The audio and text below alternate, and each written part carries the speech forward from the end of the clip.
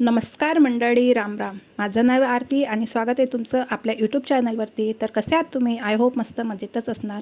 तर आजच्या व्हिडिओमध्ये मी इन्स्टंट ढोकळा रेसिपी दाखवत आहे तुम्हाला. आरवंश बोलत होते ढोकळा बनव. तर वेळेवर ढोकळा काय डाळ तांदूळ भिजवू घाला आहे. तर आता मी म्हटलं बेसनाचा ढोकळा बनवते. चला तर मग बघूया रेसिपी. तर याच्यासाठी मी एक वाटी बेसन घेतलं. त्याच्यामध्ये 1 चम्मच लिंबूचा रस टाकला. जर लिंबू टाकायचं नसेल तर दही टाका. दही किंवा लिंबू दोन्ही पण आपण टाकू शकतो. साखर टाकली चमच्याने आपले 1.5 चम्मच. हळदी पावडर टाका जास्तीत जास्त. मीठ असं करून सगळं टाकून घेतलं त्याच्यामध्ये.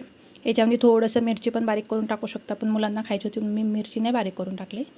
तर आणि ज्या वाटीनं हे घेतलं त्याच वाटीनं मी पाणी घेतलं आणि तुम्ही बघू शकता मला ते सर्व मिश्रण तयार करण्यासाठी किती पाणी लागलं. तर अशा पद्धतीने मिश्रण पूर्ण हे करून घ्यायचं. तर बघा थोडंसं पाणी राहिलं होतं वाटीत. शक्यतो तेवढं असं करून घ्यायचं मिश्रण एवढं मस्त. आणि हा इन्स्टंट ढोकळा खूप सुंदर लागतो, बेसनाचा, टेस्टी पण होतो आणि लवकरच बनवायचा ढोकळा खायचा आहे म्हटल्यावर ही रेसिपी मस्त झटपट पटापटवाली आहे. तर तुम्हाला रेसिपी आवडली तर व्हिडिओला लाईक करा, कमेंट करा आणि चॅनलला सबस्क्राईब नसेल केलं तर सबस्क्राईब करा. आणि असेच माझे डेली ब्लॉगिंगवर आणण्याचा प्रयत्न करत आहे मी. तर मला सपोर्ट करत राहा. मागच्या व्हिडिओला तुम्ही खूप छान सपोर्ट केला, असाच सपोर्ट कायम राहू द्या. आता याला 15 मिनटं किंवा आपला जो टाईम असला तर ठेवायचा, नाही तर मग 15 मिनटं. जर टाईम नसला तर 15 मिनटं तरी ठेवायचा. 15 मिनटं मी रेस्ट करू दिला आणि त्याच्यानंतर बघा तुम्ही कसं हे झालं होतं. मग एका कढईमध्ये पाणी ठेवा. कढई किंवा टोप वगैरे ठेवला, गंज ठेवला तरी होतो. तर त्याच्यात पाणी ठेवा. पाणी उकळपर्यंत इकडं मी एक कुकरचा डबा घेतला. कुकरच्या डब्याला तेल लावून घेतलं आणि थोडंसं त्याच्यामध्ये पण तेल टाका. तेल टाकायने काय होते, ढोकळ्याला चमक येते छान आणि टेस्ट पण येते आणि म्हणजे असा दिसायला येते. आणि त्याच्यामध्ये 1 पॅकेट इनोचं टाका.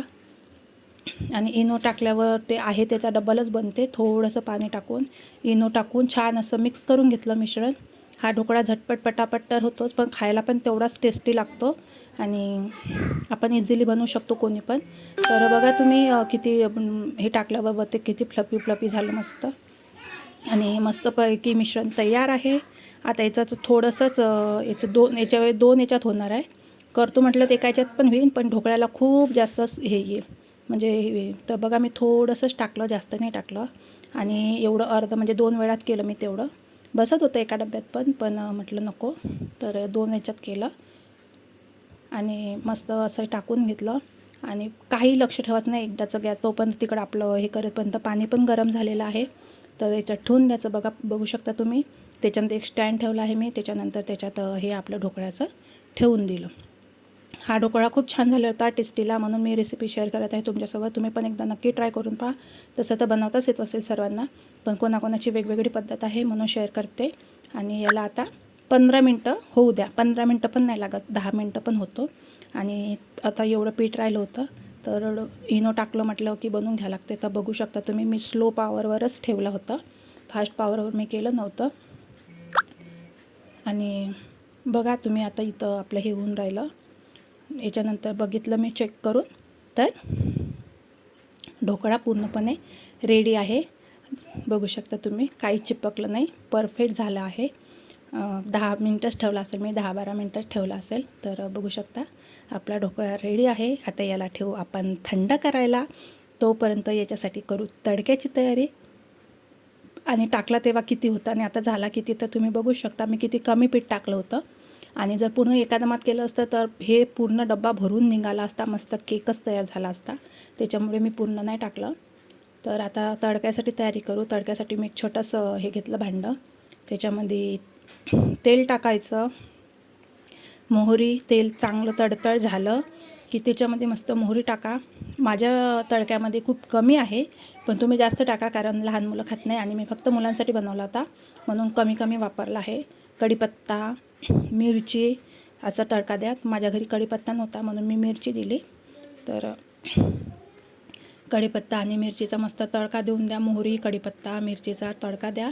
नंतर थोडीशी कोथिंबीर टाका उतरल्यावर. आणि आता याच्यामध्ये आपण पाणी टाकूया आणि साखर टाकूया. साखर टाके 2 चम्मच जवळ साखर टाका.